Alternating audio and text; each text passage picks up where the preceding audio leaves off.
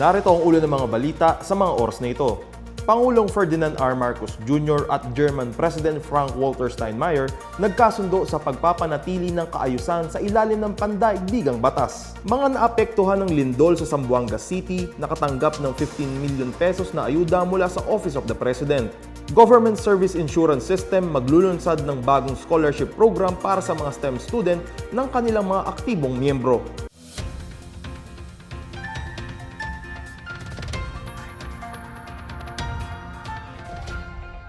Ako po si John Dalistan para sa PNA Headlines. Suportado ni Pangulong Ferdinand R. Marcos Jr. at German President Frank-Walter Steinmeier ang pagpapanatili ng kaayusan batay sa batas, gayon din ang pagpapalalim ng kooperasyon sa iba't ibang sektor. Sa pagbubukas ng bilateral meeting ng dalawang Pangulo, sinabi ni Marcos na magkatulad ang pag-iisip ng Pilipinas at Germany sa pagharap sa mga mahalagang issue na nakakaapekto ngayon sa mundo. Para naman kay Steinmeier, magkakalapit ang posisyon ng Maynila at Berlin sa mga naturang issue, lalo na ang pagpapanatili ng pandaigdigang batas at kaayusan. Ayon sa Malacanang, nakalinya sa mga paksa sa bilateral meeting ni Marcos at Steinmeier ang mga usapin sa depensa, kooperasyon pandagat, kalakalan, climate action at renewable energy. Pinag-usapan ang pagbubukas ng isang visiting forces agreement sa pagitan ng dalawang bansa. Sinaksihan din nila ang pagpirma sa isang lease agreement para sa pagtatayo ng aircraft maintenance facility sa Clark International Airport sa Pampanga. Ang pagbisita ni Steinmeier ay ang unang beses mula noong 1963 o 63 taon na dumalaw sa Pilipinas ang isang pinuno ng Germany. Ginaganap din ngayon ang state visit ni Steinmeier sa gitna ng pagpapalakas ng ugnayan sa pagitan ng Pilipinas at mga kaalyado nito sa Europa pagdating sa seguridad na pandagat at kaayusan sa Indo-Pacific region. Naglabas si Pangulong Marcos ng pondong 15 million pesos para tulungan ang mga pamilya sa Zamboanga City na naapektuhan ng magnitude 7.8 na lindol noong June 8. Ayon kay Mayor Kaimer Olaso, inanunsyo ng Pangulo sa isang briefing sa General Santos City ang paglalabas ng recovery package para sa mga biktima ng lindol. Kinuha ang pondo para sa ayuda mula sa Socio-Civic Project Fund ng Office of the President. Dagdag ni Olaso, idinulog niya sa briefing ang pangangailangan na magtayo ng mga evacuation center sa East Coast ng lungsod para magamit tuwing may lindol o baha. Niyanig ng Intensity 4 na lindol ang Zamboanga City. Sa ulat ng City Social Welfare and Development Office, mahigit 4,500 na pamilya ang pansamantalang inilikas dahil sa banta ng tsunami.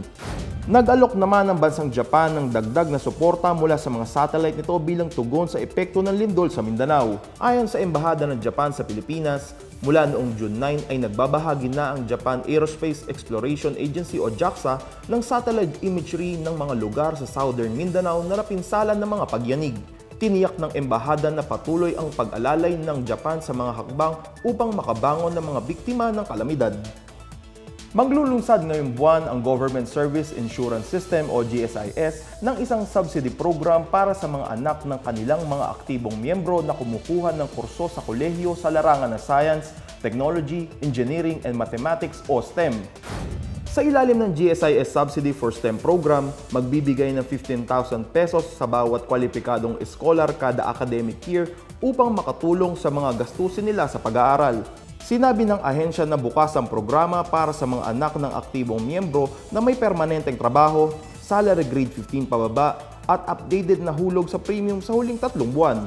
Upang maging kwalipikado, dapat incoming first-time college freshman na may general weighted average na hindi bababa sa 90% sa senior high school at naka-enroll sa mga natukoy na STEM degree programs. Naglaan ng GSIS ng 1,000 slots sa buong bansa kung saan 20% dito ay para sa mga aplikante mula sa mga special sector tulad ng mga indigenous people, solo parents, persons with disability, at iba pang kwalipikadong grupo.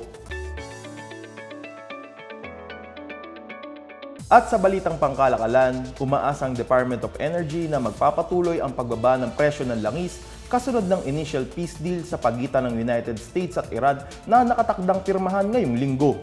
Batay sa datos mula sa DOE noong Lunes, inaasahang bababa ngayong linggo ang presyo ng diesel ng 3.71 hanggang 5.71 pesos kada litro at 0.50 hanggang 2.50 pesos kada litro naman sa kerosene. Samantala, maaaring bumaba ang gasolina ng 0.32 pesos kada litro o tumaas hanggang 1.68 pesos kada litro. Ayon kay Energy Secretary Sharon Garin, umaasa sila na magpapatuloy ang rollback sa mga presyong petrolyo lalo na sa mga balita tungkol sa kasunduan ng mga bansang sangkot sa tensyon sa gitnang silangan. Nananalig-anya sila na matatapos sa mga nasabing kasunduan at makikita sa Biyernes ang formal na desisyon ng mga partido.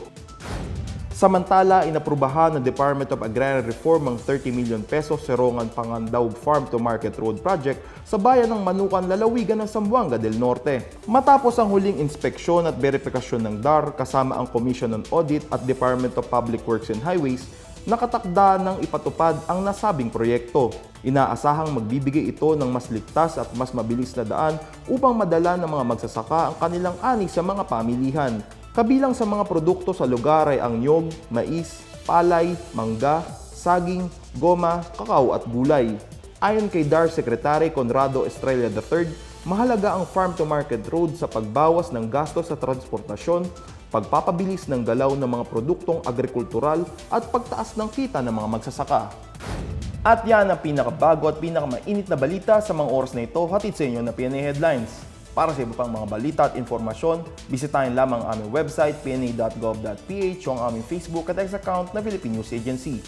Mapapanood din ang PNA Headlines sa pamamagitan ng link sa website ng News and Information Bureau sa ilalim ng PNA News at sa YouTube account ng Philippine News Agency.